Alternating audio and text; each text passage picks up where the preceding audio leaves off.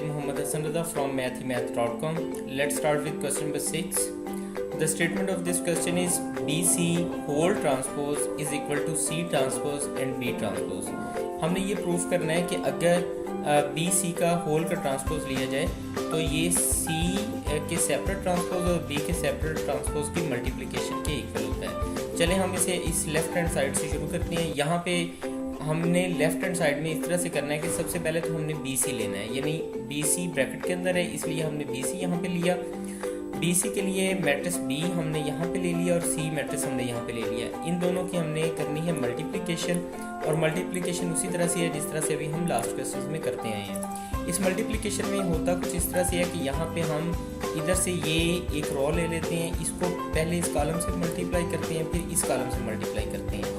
तो हमने कुछ इसी तरह से किया यहाँ पे कि यहाँ पे 2 को -1 से मल्टीप्लाई किया, ये आ जाएगा, फिर ये 1 4 के साथ मल्टीप्लाई होगा तो ये आ गया। इसके बाद जब हमने इसे सेकंड कॉलम से मल्टीप्लाई किया तो यहाँ पे ये होगा कि ये जो 2 है इस 2 से मल्टीप्लाई होगा, ये आ जाएगा, और फिर ये जो 1 है इस 2 से मल्टीप्लाई होगा तो ये आ गया। नेक्स्ट स्टेप में बिल्कुल इसी तरह से जैसा अभी हमने किया, इसके अंदर अब हमने रो ये वाली ले लेनी है और फिर इसके बाद यहाँ से ये कॉलम ले लेना है और फिर दूसरी दफ़ा हम दूसरा कॉलम ले लेंगे, यानी कि ये वाला कॉलम।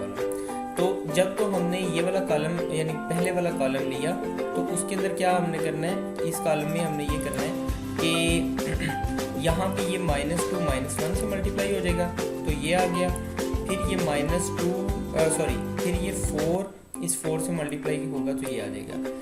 इसके बाद जिस वक्त हमारे पास दूसरा कॉलम आएगा तो दूसरे कॉलम के लिए हमारे पास कुछ इस तरह से होगा कि ये -2 इस 2 से मल्टीप्लाई होगा तो ये आ जाएगा, और यहाँ पे ये 4 इस 2 से मल्टीप्लाई होगा तो ये आ जाएगा।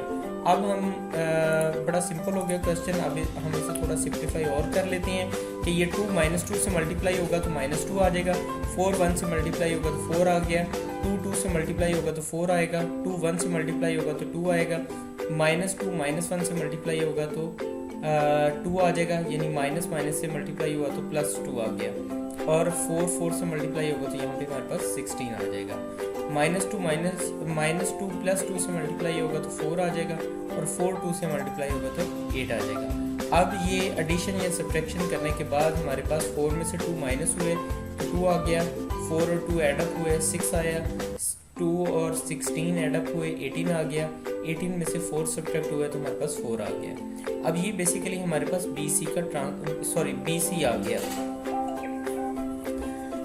अब नेक्स्ट स्टेप में हम BC का ट्रांसपोज ले लेते हैं। ट्रांसपोज में होता कुछ इस तरह से कि जो रोज हैं वो कॉलम्स बन जाती हैं। तो यहाँ पे हमारे पास 2 और 6 ये रो है तो ये बेसिकली कॉलम बन जाएगी, तो ये 2 और 6 यहाँ पे इस तरह से आ जाएगा। ये भी रो है यानी 18 और 4 ये भी हमारे पास कॉलम बन जाएगी, और ये BC का ट्रांसपोज इस तरह से आ जाएगा।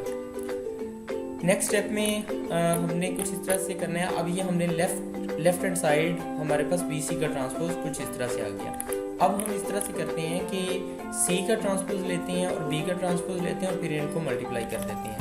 तो यहाँ पे जो हमारे पास C का ट्रांसपोज है, यानी C हमारे पास जो एक मैट्रिक्स है वो ये है -1 और 2 और 4 और 2, इसका जो ट्रांसपोज होगा ये होगा -1 और 2 यहाँ आ जाएगा, यानी ये रो कॉलम बन जाएगी।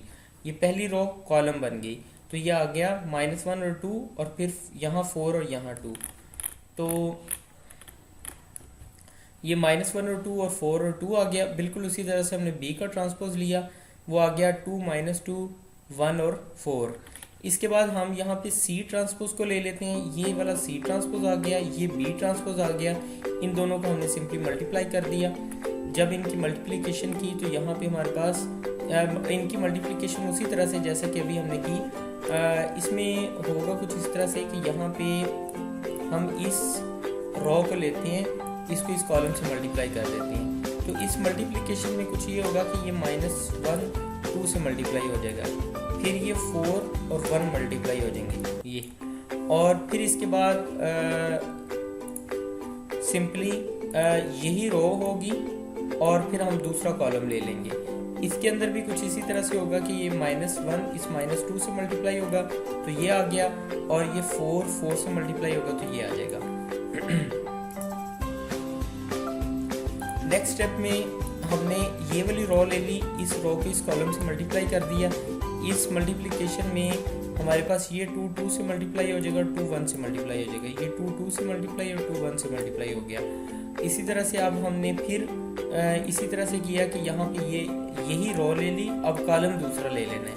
तो इसमें भी कुछ इस तरह से ही होगा कि यहाँ पे ये 2 -2 से मल्टीप्लाई हो जाएगा और 2 4 से मल्टीप्लाई हो जाएगा, ये 2 -2 से मल्टीप्लाई हुआ और 2 4 से मल्टीप्लाई हो गया। बस अब कुछ नहीं करना, सिर्फ इसे सिंप्लीफाई करना है। यहाँ पे 2 और -1 मल्टीप्लाई हुए तो -2 आ गया, 4 1 से मल्टीप्लाई हुआ तो 4 आ जाएगा, ये -1 -2 से मल्टीप्लाई होगा तो +2 आ गया, 4 4 से मल्टीप्लाई होगा तो 16 आ जाएगा, 2 2 से मल्टीप्लाई होगा तो 4 आ जाएगा, 2 1 से मल्टीप्लाई होगा तो 2 आ जाएगा, 2 -2 से मल्टीप्लाई होगा तो -4 आ जाएगा, और 4 2 से मल्टीप्लाई होगा तो 8 आ जाएगा। ये 4 में से 2 सब्ट्रैक्ट हुए तो 2 आ गया, 2 और 16 एडअप हुए 18 आ गया, 4 और 2 एडअप हुए 6 आ गया, और 8 में से 4 सब्ट्रैक्ट हुआ तो हमारे पास 4 आ जाएगा। यानी ये हमारे पास अब राइट हैंड साइड आ गई। अब अगर आप देखें तो आपको ये अंदाज़ा हो रहा होगा कि ये जो सारी की सारी चीज़ है ये हमारे पास B ट्रांसपोज